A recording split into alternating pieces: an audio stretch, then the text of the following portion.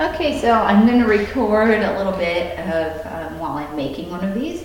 So I've turned my griddle on to about 200, and my little thermometer here is a better gauge than what's on the thing over here, because it's just a little more accurate when you have one of these. So it's really a good idea to get one of those if you wanted to try encaustic painting. And I have this was one of those hard brushes that I showed earlier that was all full of hard wax, but once you just kind of lay it on there and let it melt again, and then you can use those brushes. So you really want to keep one of your brushes just for the clear medium, which is what I have in this one, and I've added some more of this encaustic medium. It's just a plain medium with no color. I've added some of that to it so that I could melt it and have a little more in the cup. And then this one back here has the soy wax in it, so I can wash my brush. And then when I use a color, I'm just going to use one of these other brushes that I have here, and make sure I keep one that's just the clear. And I'm using the encaustic board, which just has a covering on it that works really nicely with the wax medium, but you can certainly use other things, and I will give you some resources that you can use if you ever want to try this. If you notice, I have aluminum foil down, which is what you're going to want to cover your table with and underneath your tools, because the wax won't stick to it and your table won't get melted that way or get wax stuck to it.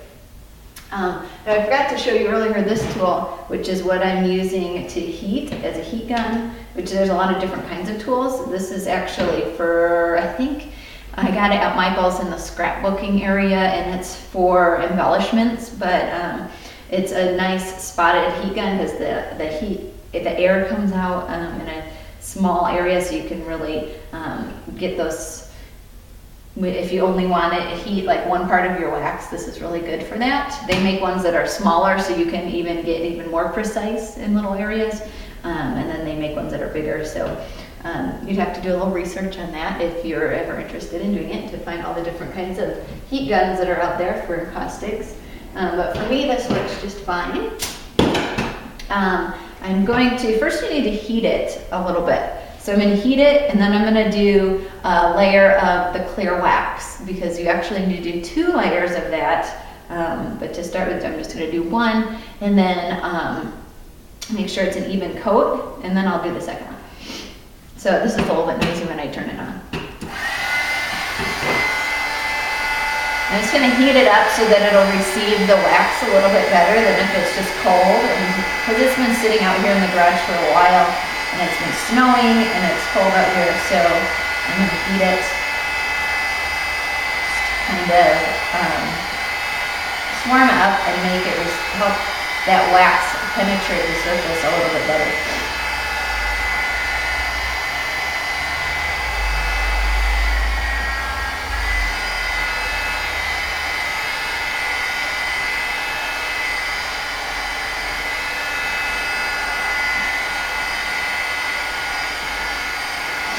Okay.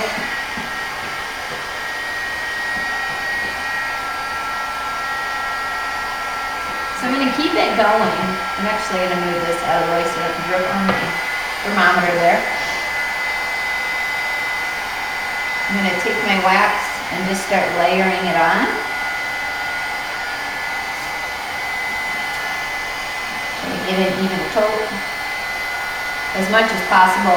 But the heat gun is going to move the wax around.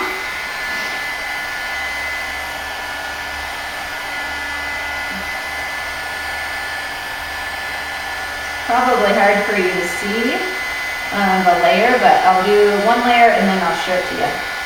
Okay. And then I just make sure you guys lay your paintbrush back on there, leaving the handle off so that the wax doesn't get hard on you while you're using your heat tool. And I'm kind of bending down and looking, because when you look from the side, you can see the air bubbles, and you're going to try to get as few air bubbles as possible and make it a nice thin coat of wax. These first couple layers you put on, you want to put them on fairly thick. You can make them even. as even as possible. It's not going to be perfect. One thing I did not do, which you might want to do and you might not, it just depends on what you are looking for, is put painter's tape along the edge to keep a nice clean edge. But I was trying to, so I was hurrying and forgot to do that today.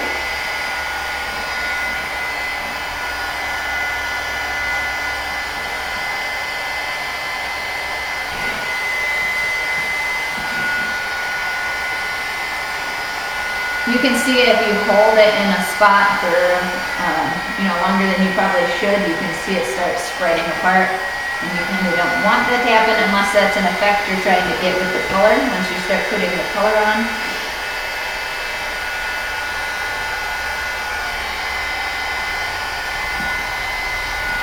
Okay, so there's my first layer.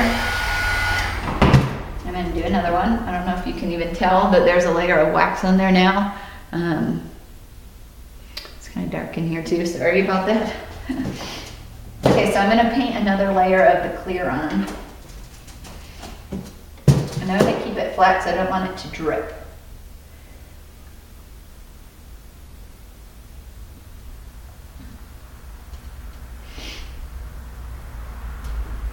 So I'm going to go, I might go horizontal and vertical strokes to try and get it even and nice and thick.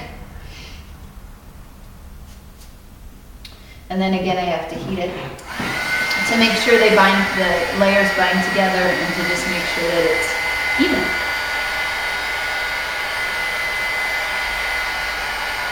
And now, once I get this layer done, it's probably thick enough that I can start adding some color and doing, whatever mixed media you want to include in your artwork. You can add just about anything to this that you can think of. You can print images onto just regular paper, but you have to use a laser printer. So like, say maybe at Staples or Office Depot, if you have some images printed there with their laser printers, you can transfer those onto the wax. You would just flip the ink side, like say your image is printed on this side, flip it over onto the wax when it's slightly warm, and rub the back of the paper off with some water, and your image will be transferred, but it'll be backwards, so you don't want to use any words, unless you want the words to be backwards.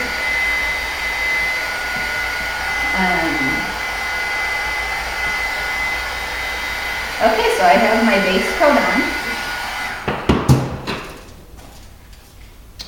You have a nice thick base coat of the clear wax on. Now I can start adding some color. And I think I'm going to start with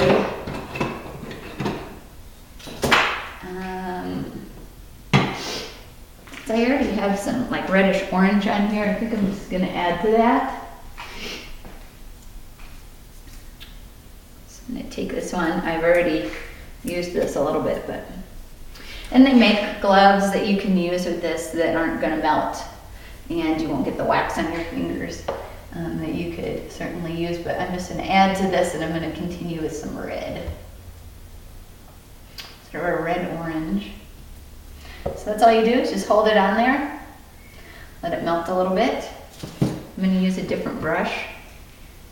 Use this little one. Dip it in my paint.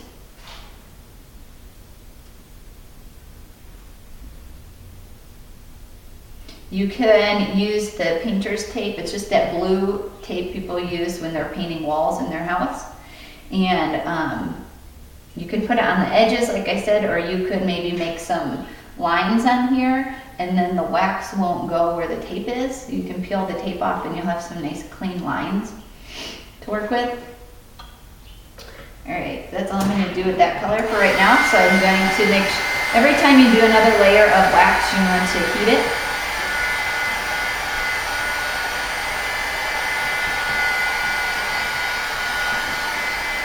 You can see there's a little bit of steam coming off my palette here, so I just want to make sure that the temperature didn't get too high. And it looks like it's a little bit high, so I'm going to turn it down. because I want to keep it around 200. It's also kind of cool out here, so maybe that's causing it to steam.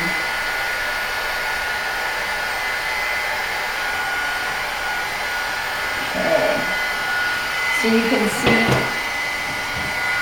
as I'm blowing it, you can see some really cool things happening, and you can play with that. That's part of the fun of encaustics.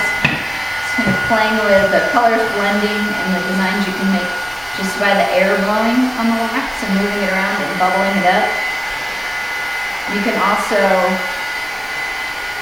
while it's warm, you can use different tools you find to make some designs in the surface. I'm always looking around for different odd things that I can make designs with.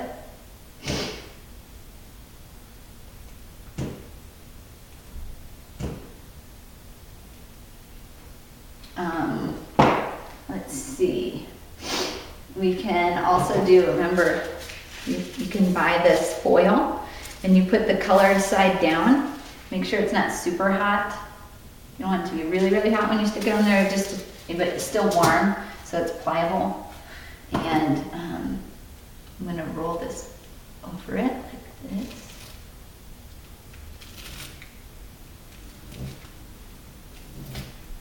And then when I peel that off,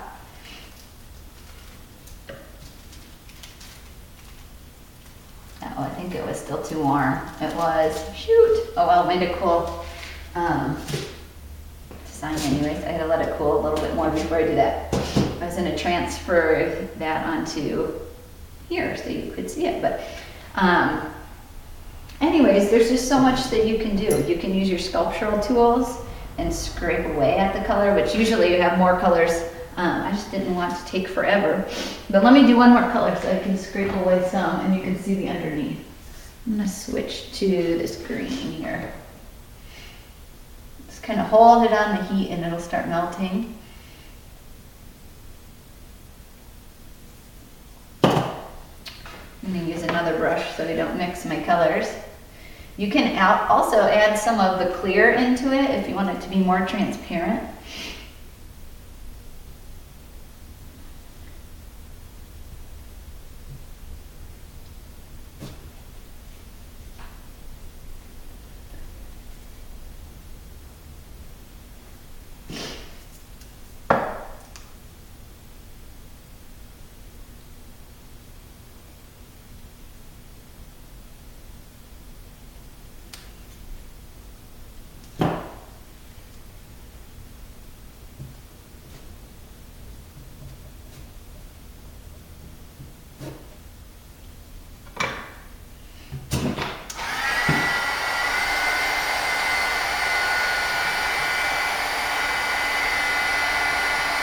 And it's really fun to just layer and layer and layer colors, and then you can scrape away and just see what happens.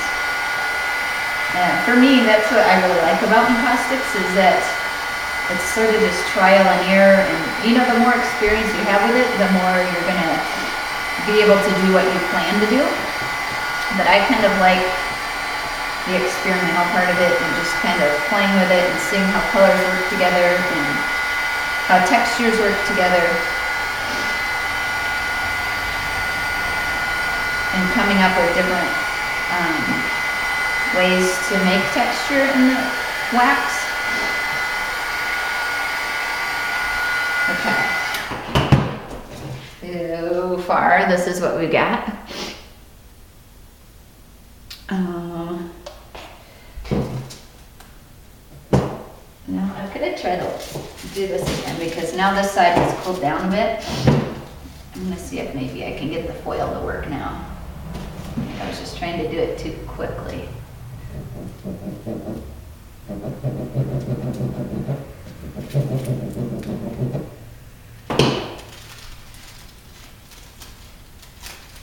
That still wasn't working. Am I doing it? Let's see what happens. I think actually I was holding it the wrong way. I think you're supposed to hold it the way you wouldn't think that it's supposed to be held. Like you would think you'd put the color side down, when actually That's right, that's right. You want to put the color side up and peel it off, and that's how the foil transfers. Sorry, I did the wrong thing. See how the foil transferred right there, and now we have some shiny blue on there. I can take my tools and scrape away a design in here if I want to. I can have the white show through, or I can build up lots and lots of layers. I can add things like I have some little shells if I wanted to do like some sort of picture that a shell would work in. You could really build up the wax enough that you could stick the shell actually in there. I could turn it upside down and just make an imprint of the texture. There's just so much that you can do with it, and that's just a little bit about encaustics.